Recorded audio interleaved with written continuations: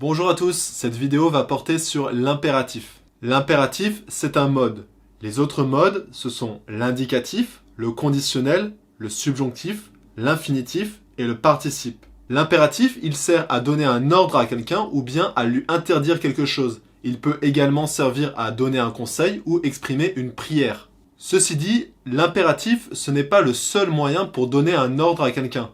On peut par exemple utiliser le subjonctif dans la phrase, par exemple, qu'il sorte, l'infinitif, comme dans les consignes d'exercice parfois, apprendre la leçon pour demain, le futur simple de l'indicatif, vous partirez tout à l'heure au collège, par exemple, ou dans les phrases non verbales qui n'ont pas de verbe, donc, comme dehors. Ce type de phrases qui permettent de donner des ordres, on appelle ça des phrases injonctives.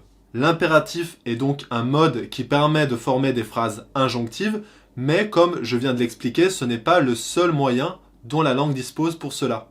Pour reconnaître si un verbe est à l'impératif ou non, c'est très simple. Il n'y a pas de sujet dans les phrases où il y a un verbe à l'impératif. C'est donc le verbe à l'impératif qui va prendre la première place dans la phrase. Par exemple, dans la phrase « prends ma main », le verbe est « prendre », il est conjugué à la deuxième personne du singulier. Pour autant, le sujet ne figure pas, il n'y a pas le pronom « tu », comme dans une phrase à l'indicatif, par exemple « tu prends ma main ». À l'impératif, la conjugaison se résume à 3 personnes, tu, nous et vous. Conjuguer des verbes à l'impératif est très facile, il suffit de prendre le verbe au présent de l'indicatif et enlever le sujet. Par exemple, tu prends au présent devient prends à l'impératif. Nous mettons au présent devient mettons à l'impératif. Attention toutefois, il y a tout de même des exceptions à cette règle.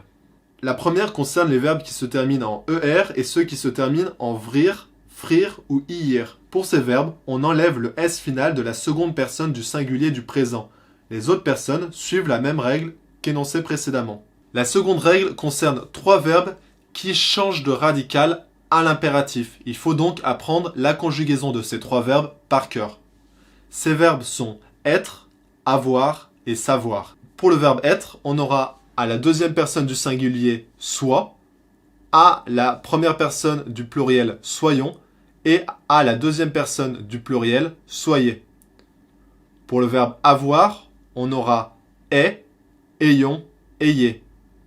Et pour le verbe savoir, sache, sachons, sachez.